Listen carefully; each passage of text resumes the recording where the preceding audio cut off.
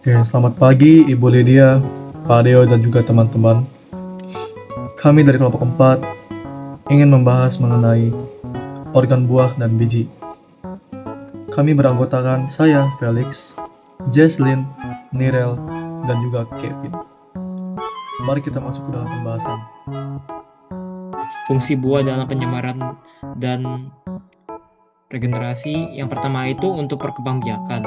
Nah, jadi biji itu adalah alat perkembangbiakan yang paling utama karena itu mengandung embrio yang merupakan cikal bakal tumbuhan yang baru. Nah, yang kedua itu sebagai penyimpanan cadangan makanan. Jadi, biji itu menyimpan cadangan makanan itu dalam bentuk endosperma atau Oke, mari kita masuk ke dalam pembahasan struktur buah dan biji. Pertama kita akan membahas tentang struktur buah.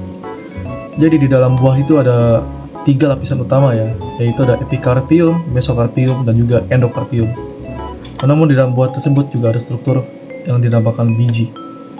Oke, jadi biji adalah bagian terpenting dalam buah. Biji adalah organ reproduksi tumbuhan yang berisi materi genetik yang diperlukan untuk pertumbuhan dan perkembangan baru. Biji juga dapat berfungsi sebagai sumber makanan yang disimpan dalam buah untuk membantu pertumbuhan bibit baru setelah biji tersebut ditanam. Lalu kita masuk ke dalam penjelasan 3 lapisan utama tersebut. Yang pertama itu ada epikarpium. Epikarpium adalah lapisan terluar buah yang biasanya disebut kulit buah. Fungsi epikarpium adalah melindungi isi buah dari kerusakan fisik, cuaca buruk, dan serangga hewan pemangsa. Epikarpium sering memiliki beragam tekstur, ketebalan, dan warna tergantung pada jenis buah. Kemudian ada lapisan kedua, yaitu mesokarpium. Mesokarpium adalah lapisan tengah buah yang mengelilingi biji dan terletak di antara epikarpium dan endokarpium. Mesokarpium seringkali mengandung jaringan yang banyak, mengandung air, dan nutrisi yang penting untuk perkembangan biji. Pada beberapa buah, mesokarpium juga berperan dalam memberikan rasa atau tekstur pada buah tersebut. Lalu yang ketiga adalah endokarpium. Endokarpium adalah lapisan terdalam buah yang langsung mengelilingi biji. Fungsi utama endokarpium adalah melindungi biji dari lingkungan eksternal dan mengatur akses ke biji. Pada beberapa buah, endokarpium dapat menjadi keras atau berdaging, tergantung pada jenisnya. Kemudian kita masuk ke dalam pembahasan struktur biji. Terbagi menjadi 2, yaitu monokotil dan dikotil. Pertama kita akan membahas yang biji monokotil. Oke. Di dalam bagian biji monokotil terdapat 1. Endosperma, merupakan bagian terbesar dari biji monokotil yang fungsinya sebagai cadangan makanan bagi embrio.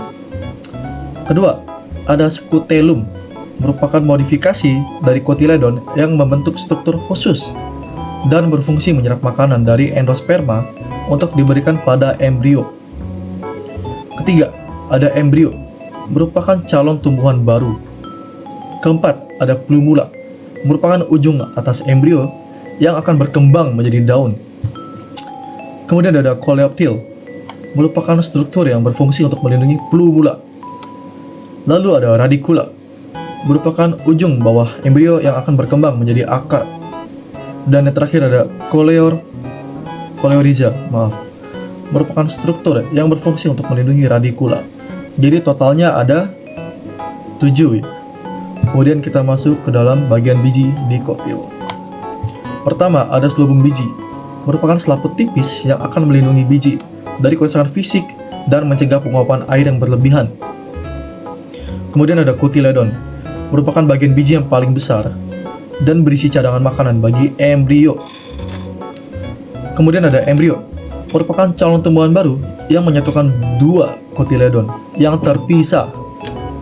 Embrio memiliki bagian yang menempel pada kotiledon disebut dengan poros embrio. Kemudian ada epikotil, merupakan bagian embrio yang terletak di atas poros embrio.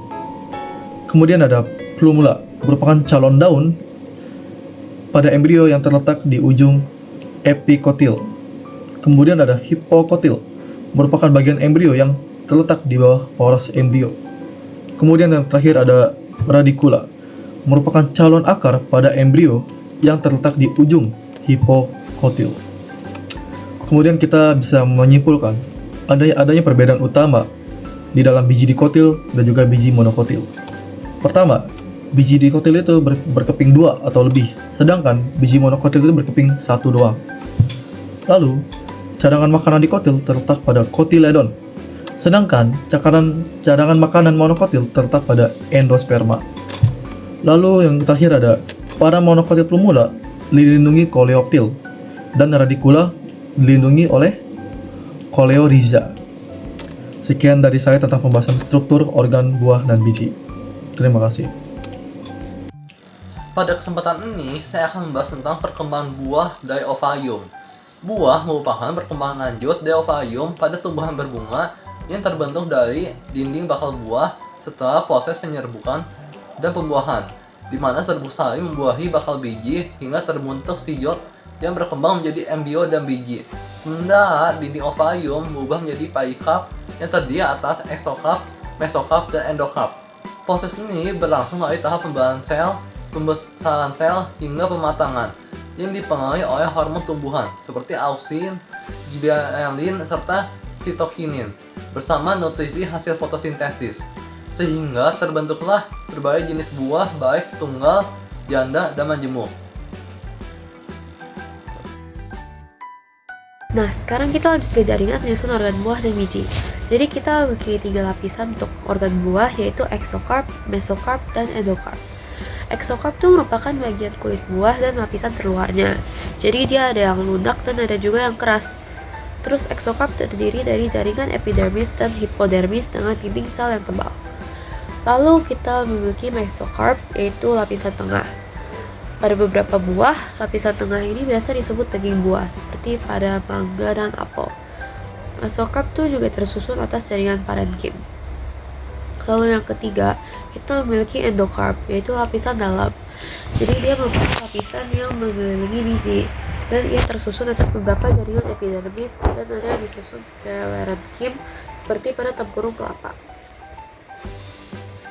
Nah, sekarang kita lanjut ke jaringan menyusun organ biji, yaitu ada 3, embrio, endosperma, dan kulit biji. Nah, embrio itu merupakan calon individu tumbuhan baru yang akan tumbuh dari biji. Dan yang kedua, endosperma. Endosperma adalah jaringan yang mengelilingi embrio dan kaya akan nutrisi. Jadi jaringan ini menyediakan makanan bagi embrio yang sedang tumbuh di dalam biji. Dan yang ketiga adalah kulit biji. Jadi lapisan terluar biji berfungsi untuk melindungi embrio dan cadangan makanan dari kerusakan dan kondisi lingkungan.